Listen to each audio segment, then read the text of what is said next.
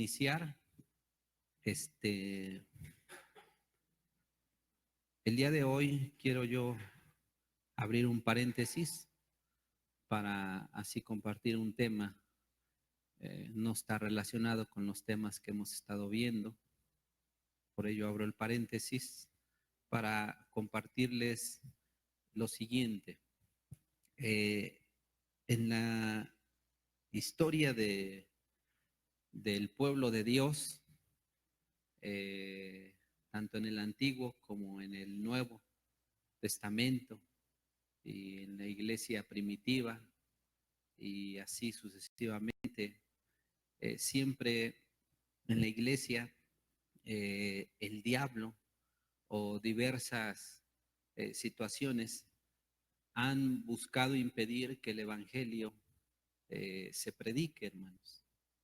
Inclusive esos ataques o baches que el diablo se les ha ingeniado para presentar y que el evangelio deje de correr, pues han venido no solamente por parte de extraños, sino también de propios.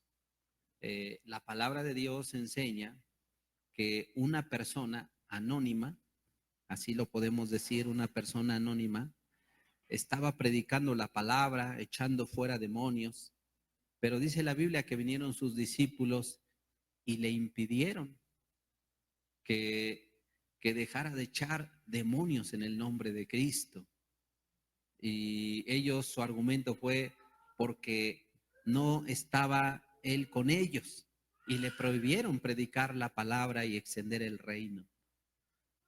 En el Antiguo Testamento la Biblia dice que Dios tomó del espíritu de Moisés y éste lo puso sobre 70 varones para que ellos profetizaran, pero una vez que ocurrió ello, vino un joven y le dijo a Moisés que dos hombres en el campamento, uno de nombre Eldad y otro Medad, estaban profetizando. Ello lo escuchó Josué y le dijo a Moisés que se los prohibiera, pero Moisés no lo hizo. También la palabra de Dios nos habla no solo de propios, sino extraños. Cuando Juan y Pedro predicaban la palabra, dice que los llevaron al Sanedrín, los intimidaron y les dijeron que dejaran de hablar y de enseñar en el nombre del Señor Jesucristo, y ellos dijeron que si era justo obedecer a los hombres antes que a Dios. Entonces, estos son algunos versículos que nos hablan acerca de personas que en su momento se vieron impedidos por diversas causas, por parte de propios o extraños, lo cual tenía que ver con celos, políticas, odio, entre otras cosas, pero con todo dice la palabra de Dios acerca de Elda, Medad, Juan, Pedro, el anónimo, dice la palabra de Dios que con todo ellos no callaron, antes bien siguieron adelante. Y así como a ellos les sucedió, de la misma manera, hoy puede suceder que la predicación de los cristianos sea censurada. Y esto puede ocurrir por causa del miedo, la cobardía, el afán, los distractores que hay en este mundo. Inclusive la predicación se puede frenar por causa del materialismo, de buscar las prioridades humanas e inclusive podría haber quien busque las cosas legítimas y en razón de ello desistir de predicar y se le olvide así para qué le ha llamado Dios a esta persona. Inclusive, hermanos, quiero decirles que el apóstol Pablo fue desafiado por parte de propios cuando él inició su ministerio. Muchos lo descalificaron porque en un tiempo la Biblia dice que Pablo era contrario a los caminos de Dios, pero la pregunta es, ¿y quién no ha sido contrario a los caminos de Dios? Realmente toda la humanidad en un momento de su vida ha sido contraria a los planes, a la extensión del reino. sacerdotes, judíos, cristianos, no cristianos, siempre muchos se han opuesto.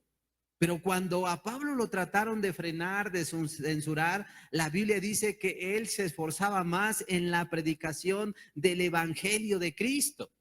Inclusive, Pablo, cuando escribe a Timoteo, le dice, predica la palabra, insta a tiempo y fuera de tiempo, redarguye, reprende, exhorta con toda paciencia y con toda doctrina. Eso fue lo que Pablo le dijo a Timoteo. Incluso a los corintios en un momento de su ministerio, cuando escribe la carta a los corintios, Pablo le dice a ellos, si no anuncio el evangelio, no tengo de qué gloriarme. Me es impuesta necesidad. Inclusive llegó a decir, ay de mí, si no anunciare el evangelio. Entonces vemos en la escritura que siempre ha habido oposición para que el evangelio, la palabra de Dios, deje de correr. Pero la palabra de Dios también a los cristianos nos instruye que debemos hacerlo. Y también nos advierte que debemos de hacerlo y no dejar esta tarea haciéndola a un lado. Pues la Biblia dice en el Proverbio capítulo 24, versículo 10 al 12, dice, si fueres flojo en el día de trabajo, tu fuerza será reducida. Libra a los que son llevados a la muerte. Salva a los que están en peligro de muerte. Porque si dijeres, ciertamente no lo supimos, ¿acaso no lo entenderá el que pesa los corazones? El que mira por tu alma, él lo conocerá y dará al hombre según sus obras. Con base a esta introducción, podemos comprender que a Dios, al Señor Jesucristo, no le agradan los cristianos perezosos, indiferentes a la obra o a la predicación del evangelio. Definitivamente Dios se muestra indiferente a gente que se acomoda o que ocupa solamente un lugar dentro de la iglesia cuando realmente no están haciendo esa labor o representando dignamente aquello para lo que la persona fue llamado. No es justo ello. De hecho, de las personas que hemos citado, Elda, Meda, Pedro, Juan, Pablo, ese hombre anónimo, estas personas mostraron un genuino interés por las almas, por la extensión del reino de Dios, a pesar de que se vieron impedidos, algunos les prohibieron, ellos decidieron una cosa, no retroceder, siguieron adelante. Definitivamente podemos deducir que el lema de estas personas o personajes, su prioridad, su amor, su compromiso, su deseo, su petición, su lenguaje era solamente uno: extender el reino de los cielos. Por ello, cuando el Señor Jesucristo dijo en Mateo 6, versículo 33, las siguientes palabras, estas hicieron eco a los discípulos y a las siguientes generaciones que sirvieron y que recibieron un llamado por parte de Dios, pues dice la Biblia, mas buscad primeramente el reino de Dios y su justicia. Y todas estas cosas os serán añadidas. En este texto Jesús expresa la prioridad que hay en su corazón. El texto refleja el deseo, refleja la meta, refleja la misión, refleja el anhelo, expresa lo que mueve a Dios, lo que le agrada. Este texto, hermanos, por su contexto, expresa el Señor Jesucristo lo siguiente: deja de hacer todo para extender el reino de Dios si fuese necesario y confía solamente en mí. Jesucristo en el contexto está diciendo: aparta tu mirada, tu corazón de aquello que los gentiles buscan como prioridad y el mundo te dice es la prioridad, porque el mundo te gritará. La prioridad es que te realices. La prioridad es el materialismo. La prioridad son las garantías, el confort, el blindarme yo quizá materialmente hablando. Eso es lo que el mundo grita. Pero Cristo no gritó en Mateo 6, en la enseñanza del afán, que esa fuera la prioridad. Habló de las aves, habló de las flores, citó a Salomón y dijo, esto buscan los gentiles. Pero yo sé vuestras necesidades. Busca primero el reino y lo demás yo te lo daré por añadidura. Ese fue precisamente el pensamiento de Pablo. Ese fue precisamente el pensamiento de ese hombre anónimo. Ese fue el pensamiento de Juan y Jacobo, aquellos primeros cristianos que recibieron un llamado como cada uno de nosotros para ir y predicar el evangelio a todas las naciones. Ese fue el llamado para ellos y es un llamado que no ha cambiado en la actualidad. Pero ¿por qué ver las cosas de manera diferente? ¿Por qué no ver las cosas como las vieron estos personajes? ¿Acaso, hermanos, pregunto, cambió la carga? ¿Las almas hoy tienen menos valor? ¿No es necesario ya Cristo en este mundo? ¿La predicación será innecesaria o pasada de moda? ¿Su reino ya nada tiene que ver con este mundo? Pregunto. Sabemos que la respuesta es no. Y otra vez no, y otra vez no, y cuantas veces sea necesaria, sabemos que las almas tienen mucho valor. Pues ¿cuál fue el valor o cuál fue el precio que el Señor Jesucristo pagó para que una alma escuchara, creyera, se arrepintiera, creyera y pudiese recibir la salvación por parte del Señor Jesucristo? ¿Cuál fue el precio de las almas? La muerte del Señor Jesucristo.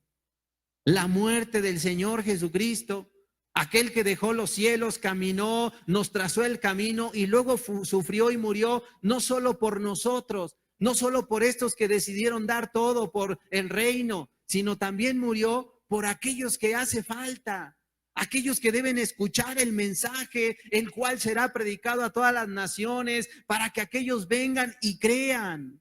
Aunado a esto, hermanos, el evangelio en muchos lugares, en muchas iglesias, se ha hecho a un lado para no aplicarlo.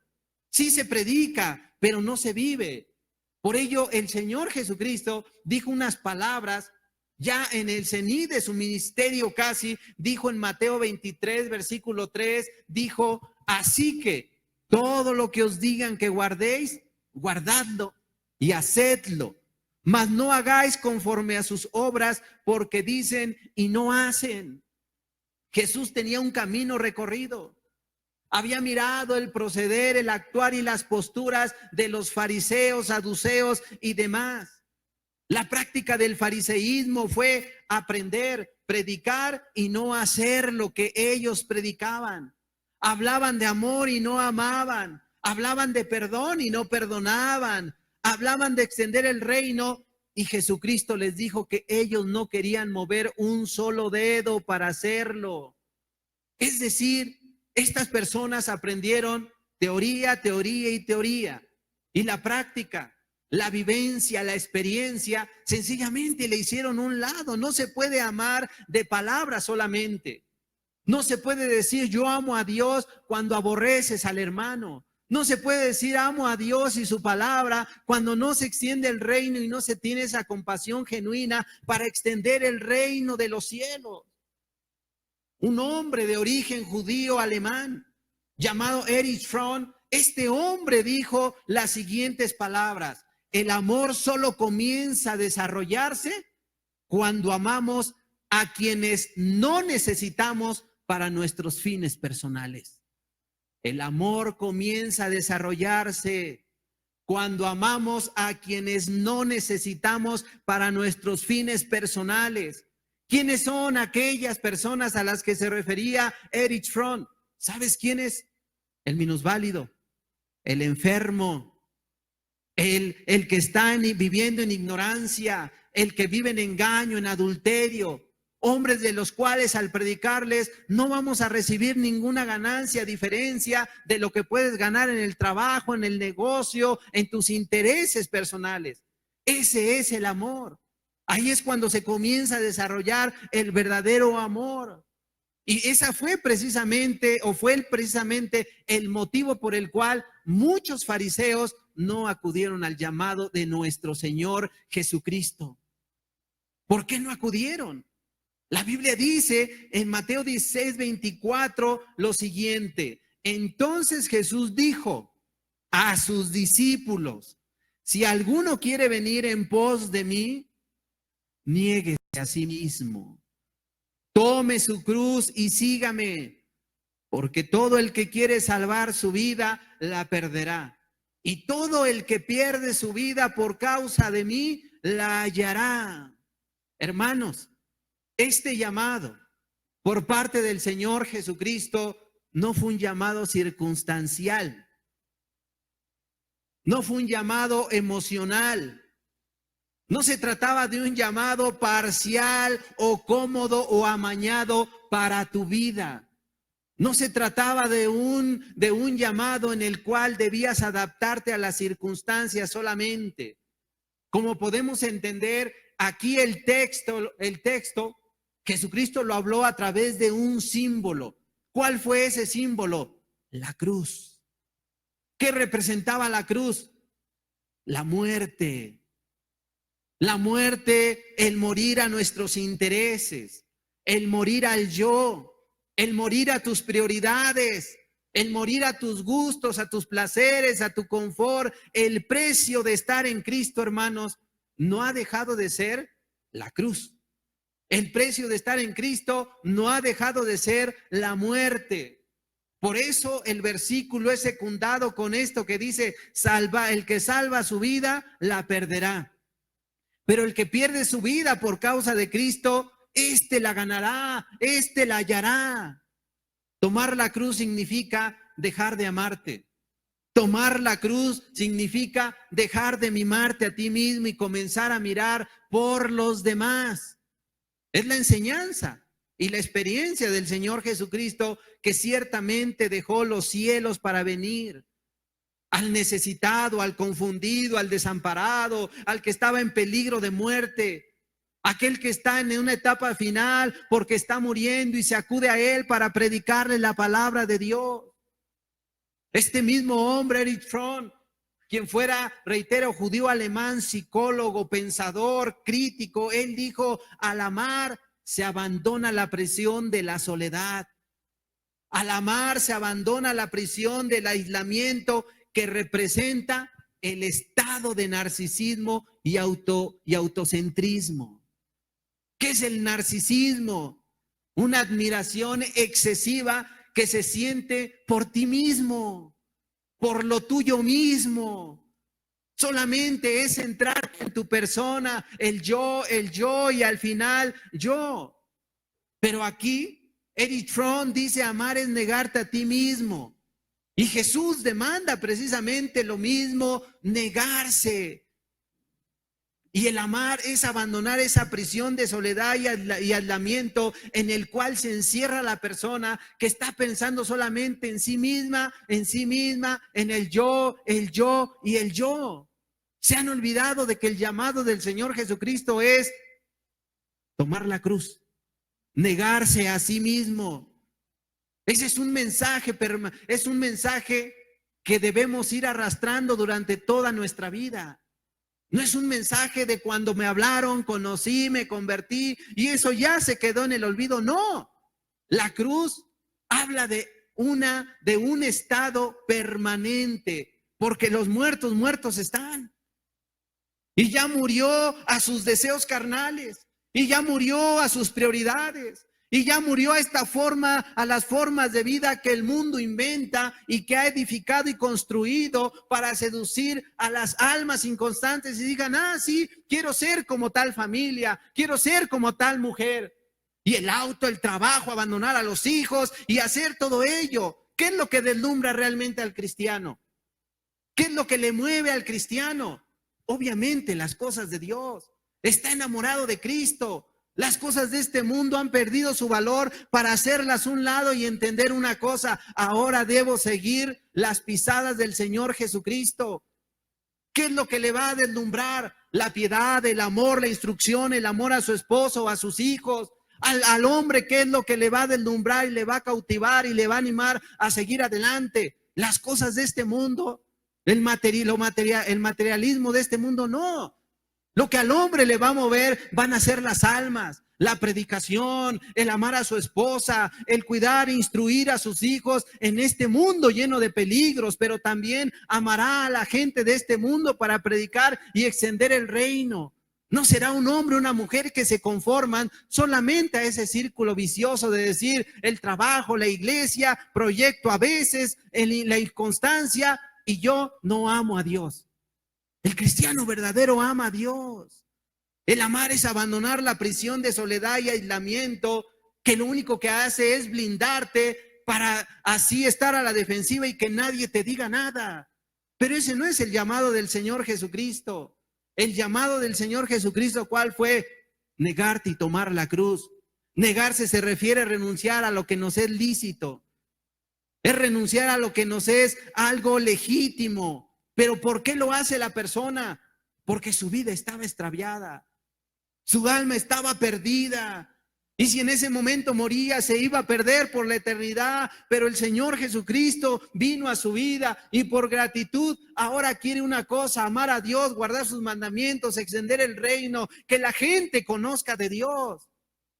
Y puede ser eso en el trabajo, puede ser en la escuela, puede ser en la vecindad, puede ser en las calles, y levanta un testimonio. Negarse lo hace por amor a Jesús, lo hace por extender el reino de Dios.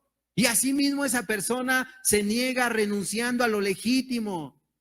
Los primeros apóstoles, así como los discípulos comunes, renunciaron a trabajos, heredades, apellidos, nombramientos.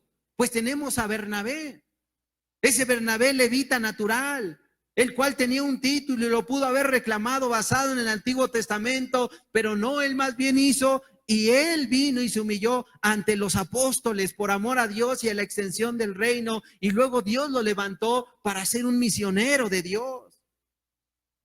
El negarse y tomar la cruz no era un llamado parcial. Y no es un llamado parcial para una sola etapa de nuestra vida. Este llamado del negarse era y es permanente, un llamado para toda la vida. Es un llamado a morir a nuestro yo, hermanos. Por ello es importante que hoy cada uno de nosotros haga una pregunta: ¿qué hay de ti, hermano? ¿Qué hay de ti, hermana? ¿Ya se te olvidó el precio de salvar tu vida? El grupo no da garantías de salvación. Mucha gente en el mundo está muy tranquila porque tiene trabajo, salud, los hijos están sanos, creyendo que todo va viento en popa, pero se les olvida una cosa: la prioridad, los mandamientos de Dios.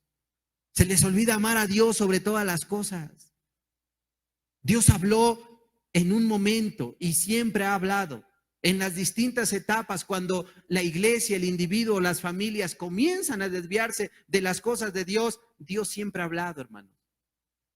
La Biblia dice que Dios habló a los ancianos, a los jefes de la tierra y a toda la tierra misma les dijo: lo que hablaré, cuéntalo a los hijos. Y los hijos a sus hijos. Y esto a su vez a sus hijos.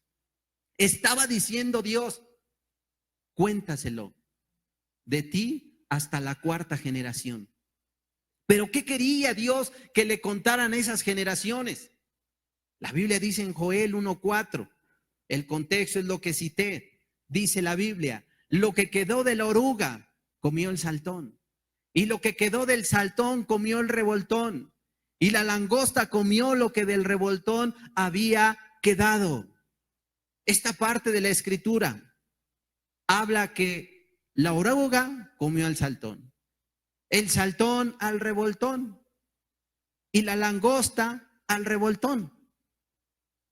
Es decir, como habla de un círculo vicioso de destrucción, de generación tras generación hasta la cuarta, porque uno se comió al otro y otro al otro. Y la langosta al final se comió lo que del revoltón había quedado. Entonces habla de un círculo vicioso, destructivo, que vino de generación en generación hasta 4 de estas. Este versículo, por la explicación del texto, habla de una devastación ocurrida a pueblos, familias, matrimonios e individuos. Habla de una devastación, hermanos, que no dejó nada a nadie. Devastación que acabó con toda esperanza, fe y amor, aunque el amor sea el mayor de todos. Fue destruido el abuelo, el padre, el hijo, el nieto, hasta la 4ª generación. Esos textos hablan de una devastación que destruyó todo ánimo espiritual, ánimo de fe, de amar, de perdonar. Destruyó ese ánimo de guardar los mandamientos de Dios. Destruyó todo ánimo. ¿Por qué, hermanos?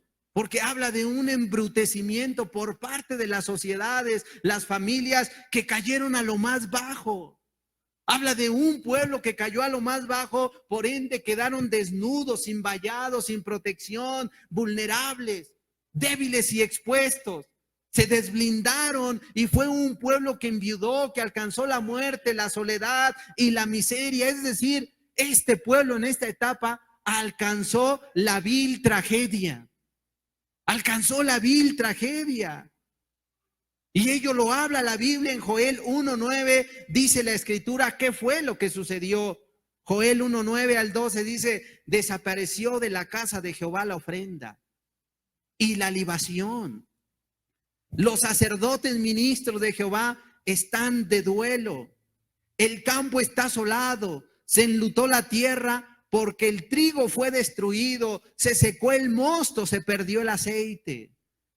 Confundíos labradores, gemid viñeros por el trigo y la cebada, porque se perdió la mies del campo. La vid está seca y pereció la higuera, el grano también, la palmera y el manzano. Todos los árboles del campo se secaron, por lo cual se extinguió el gozo de los hijos de los hombres. Habla de un temporal en que las ofrendas a Jehová, en que las ceremonias religiosas desaparecieron.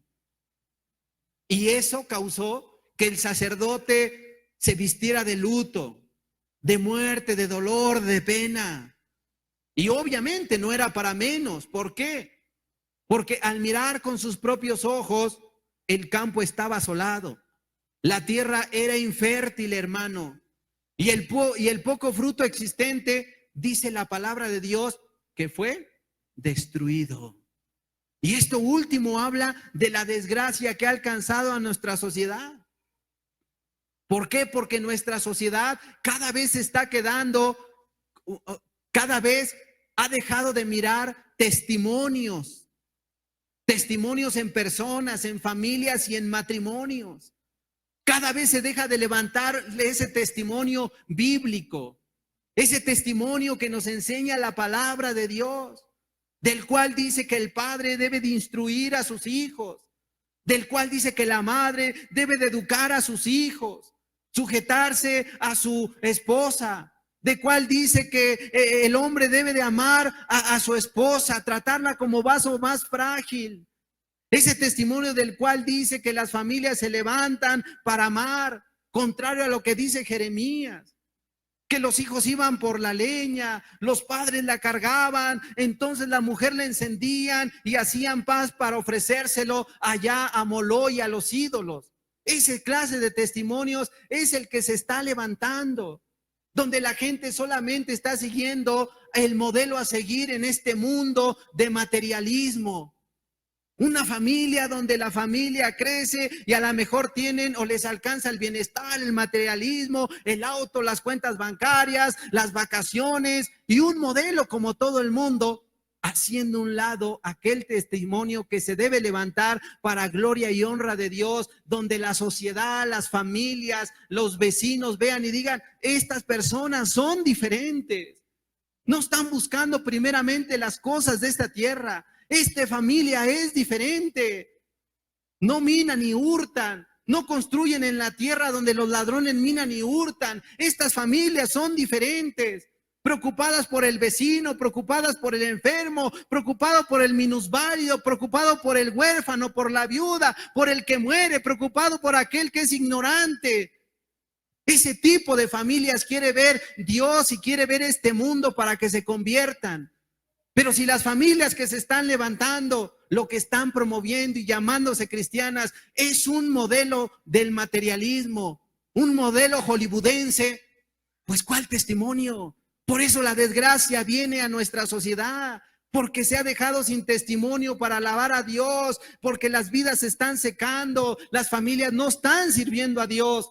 Desde el hijo, la familia, el matrimonio, desde el abuelo, el padre, el hijo y el nieto. Y ninguno de ellos quiere amar y servir a Dios de todo su corazón, sino a lo mejor un servicio limitado a cuentagotas. Porque el anciano, el padre y el hijo y el nieto son infructíferos.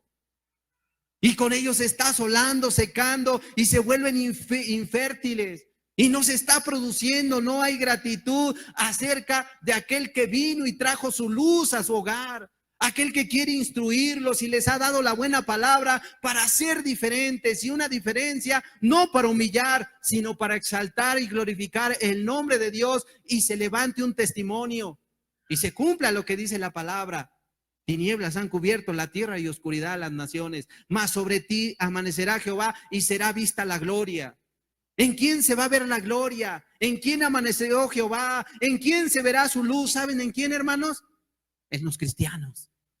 Y si no se levanta en nosotros por estar actuando como los demás de este mundo, seremos infructíferos, infértiles, improductivos, porque no hay gratitud. Llegaremos a ser vidas sin fruto, cañas sacudidas por todo viento, como Jesucristo habló a aquellos fariseos.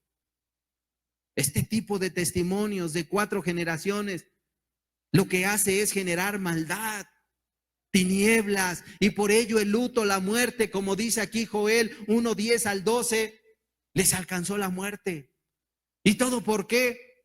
Por la falta de alimento, de predicación genuina, de interés genuino por parte de los cristianos que digan, amén, yo voy y le predico a aquel enfermo, amén, yo voy y le predico a aquella viuda, amén, yo voy y le predico y amo a aquel huérfano, amén, yo voy y me intereso por las almas perdidas, en vez de estarse realizando en este mundo.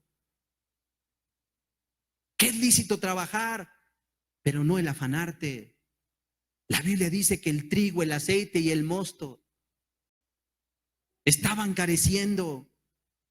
Y estos representaban el alimento indispensable, así como lo fue el maíz en el tiempo del feudalismo, donde estaban trabajando los vasallos, allá entre el siglo IX y el siglo XV, hermanos, donde se producía este producto en distintos lugares del mundo, incluyendo México, y era la fuente para sobrevivir.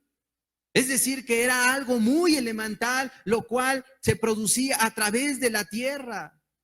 Así en el tiempo del que habla Joel, la falta de trigo representaba la muerte, la falta de aceite representaba el luto, la falta de mosto representaba el dolor para la tierra, para las familias, para los matrimonios, para toda sociedad.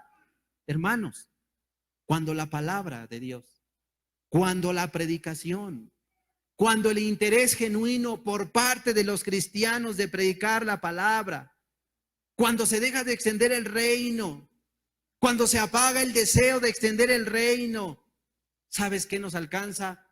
La muerte, el luto, el dolor, el pecado, la desgracia. ¿Y todo por qué? Porque hay un grupo de personas que se llaman iglesia, pero están más afanadas como este mundo que por proveer el aceite, que por proveer el mosto, que por proveer el trigo. Por ello Dios a través de Joel le decía al pueblo, confundíos labradores, gemid viñeros por el trigo, la cebada, porque se perdió la mies del campo. La vid está seca y pereció la higuera, el grano también, la palmera, el manzano. Es decir, hermanos, al perecer la siembra, al perecer el alimento de primera necesidad, con ello se perdía la esperanza de vida. Se perdía el gozo, la armonía, la salvación, el amor y la paz. Así sucede cuando comienza a desaparecer ese genuino interés por predicar la palabra y extender el reino. Cuando se pierde esa carga que debe ser compartida dentro de la iglesia. Cuando se deja de llorar por los perdidos. Cuando se deja de lamentarse por aquel que está viviendo en miseria y en tinieblas. Eso es lo que sucede, aparece la muerte. Cuando se pierde ese genuino interés de llorar con aquellos que lloran por las almas.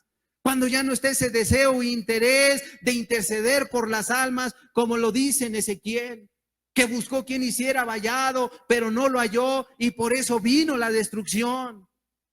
Cuando se pierde el interés genuino de levantar un testimonio para Cristo, de levantar un testimonio en tu familia, en tus hijos, y cuando la gente está más preocupada por lograr cosas terrenas y que los hijos de la misma manera lo logren, es porque el amor a las almas, es porque el amor de Dios está desapareciendo de la iglesia. Es porque ese amor genuino ha dejado de conectarse el cristiano con Dios. Es porque los intereses de Dios ya no están siendo los intereses que la iglesia tiene. Es por ello que el viñero, el labrador gimen, se confunden porque no hay producción, no hay fruto, no hay ganancia. Porque no está viendo quién esté ahí hablando de la palabra de Dios y habilitando un testimonio, edificándolo para decir, miren, ahí hay un hombre que ama a Dios. Si es un hombre, una mujer que trabaja. Si es una persona que se entrega en el trabajo, pero sobre todo por Dios. Se ve un énfasis particular en las cosas de Dios. Su palabra, su mentalidad, su proyecto, su amor, su corazón, su vida, su interés, está todo en Dios. Y su lema, su lenguaje, su idioma es Dios. Y su pensamiento, su deseo, sus ganas de vivir es Dios. Porque ama a Dios. Así es el cristiano. Cuando ya está como el viñero, el labrador gimiendo y confundido, es como la mentalidad del cristiano que dice, ya no es necesario llorar, ya no es necesario rogar.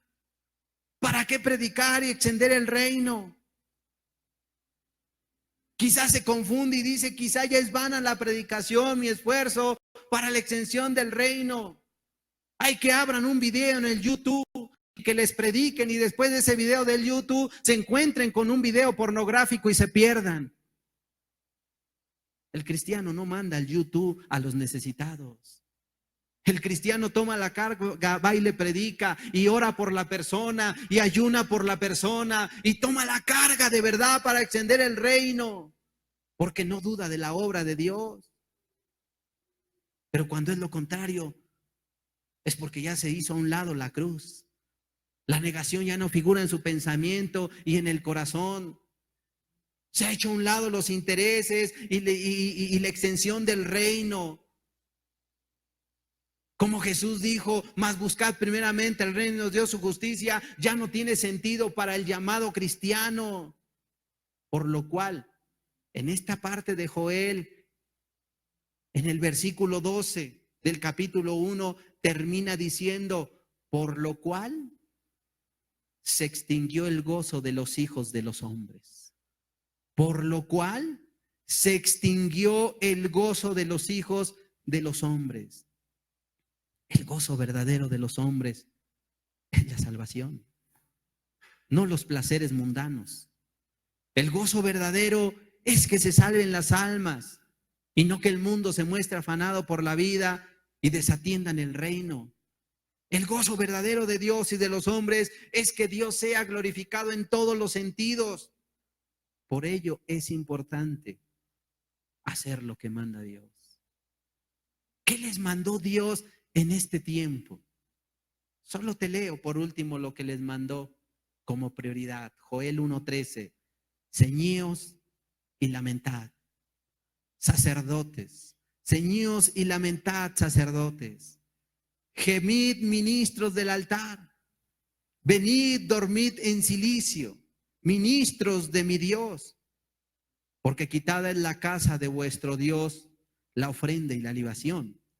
proclamad ayuno, convocad asamblea, congregad a los ancianos y a todos los moradores de la tierra en la casa de Jehová, vuestro Dios, y clamad a Jehová. Clamad a Jehová. Cuando ese genuino interés desaparece de tu corazón, tus pensamientos, refiriéndote a todos aquellos que nos llamamos cristianos, es porque se nos ha olvidado ese llamado. Y bien haremos en ceñirnos y lamentarnos, en gemir, en ofrecer la ofrenda, proclamar ayuno, convocar a asamblea, con el fin de clamar a Jehová. Porque ese es el cristianismo verdadero. Congregarnos, ser partícipes de ciertos proyectos organizados dentro de la iglesia es parte de, pero el cristiano va más allá porque no está limitado. Y ve una gran necesidad que Dios le permite y le ha puesto en su corazón, la cual ella mira y sabe que este mundo necesita de Dios y su palabra. Saben que se necesita rogar por ellos. Dios quiere hacer la obra. Hace unas semanas, ahí a toda nuestra familia siempre les hemos predicado. Y nos hemos esforzado en dar buen testimonio. A uno de mis cuñados le hemos estado predicando y él mismo se ha interesado. Un tiempo, él llamó y le dijo a mi esposa: deja de hablarle a mi esposa. Ya no quiero que le metas más tus cosas. No queremos saber más de ustedes. No nos prediquen. Y le colgó. Estaba enojado. Yo le dije a mi esposa: toma en cuenta una cosa. Nosotros conocemos a Dios, ellos no. A los 15 días ellos regresaron a la congregación. Han estado viniendo, ustedes saben, en Ojuelos o aquí. Han sido inconstantes. Pero últimamente no les decimos nada, los seguimos amando, sirviendo. Así lo hemos hecho. Y hace una semana, él nos contó, y fue real, que él amaneció un día martes y ese día reunió a su familia, abrió la escritura y dice él que Dios le habló y le dijo que él debía, si alguien le golpeaba una mejilla, debía poner la otra. Que si alguien lo maldecía, él debía bendecir. Y él dice: Dios me habló ese día. Inclusive le escribió temprano a mi esposa. Lo que él no esperaba es que cuando él abrió su casa y salió, en su garage ya no estaba la camioneta, se la robaron. Y en ese momento le vino la palabra que le decía: ponle otra mejilla, perdona, búscame. Cuando nos contó, nuestro pensamiento fue: quizá no quiera saber más de Dios. Pero no, van 2 domingos más que está aquí. ¿Saben quién hace la obra, hermanos? Es Dios. Dios quiere hacer la obra y está interesado en hacer la obra.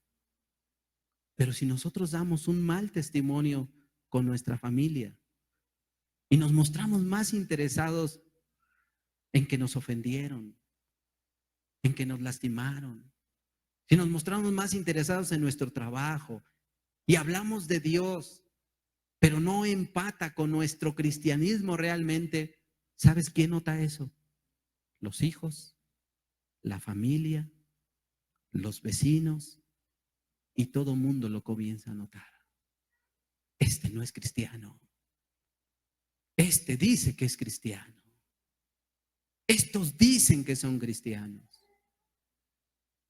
No cuento esto porque digo que ya sea cristiano. Pero no dudo de una cosa, que Dios le está hablando. Dios lo está llamando y se ha vuelto muy palpable en su vida. Nosotros solo podemos orar por él, pero él decidirá entregar su vida a Cristo o renunciar. Pero lo que sí sabemos, queremos seguir dando ese testimonio como familia. Porque si nos miran, es porque algo han mirado en nosotros, para bendición o para maldición. Señor, tú nos has dado un ministerio y tú sabes si hemos sido arrastrados por este mundo o cada día nos estamos interesando más en lo tuyo. Tú dijiste, buscad primeramente el reino de Dios y su justicia y lo demás vendrá por añadidura. ¿Quiénes son aquellos que han entendido este texto? El cual refleja, versículo que refleja tu mayor interés, que el hombre extienda tu reino y ame tus cosas. Y en segundo lugar, el vestido, la vida, las cosas del cuerpo, las cuales no haces menos, porque tú dijiste que si primero te buscamos con base a tu deseo y extendemos tu reino, tú habrías de proveer todas las cosas. No tenemos por qué andar anhelando, codiciando la forma de vida de este mundo, porque este mundo es egoísta, se ha aislado y se ha blindado solo para ellos mismos, vivir en su opulencia, en el deseo de su corazón. Hay un mundo, hermanos, hay almas necesitadas, hay familias destruidas, hay personas que desean que se les hable de Dios. Hay personas que desean que se les hable de Dios y que ellos mismos han mostrado que su interés es conocer a Dios. ¿Saben? Aquí viene una persona. Esta persona es de Mexicalcingo. Es uno de los principales taqueros de ese lugar, un hombre de mucho dinero. Aquí vino, escuchó la palabra y no ha regresado. Y nos ha buscado porque quiere que se le predique la palabra de Dios. Y quien puede hacer la obra es Dios. Pero sabes, hermano, inclusive ayer había una necesidad de visitar a un hermano o a una persona familiar de una hermana. Esta invitación se extendió a varios hermanos. Lamentablemente varios no pudieron. Se extendió al grupo. Pocos levantaron la mano. ¿Sabes por qué digo esto? La mies es mucha, los obreros pocos, hermanos. Qué importante es que dispongamos nuestro corazón para la extensión del reino. Hay mucha necesidad, pero poca negación.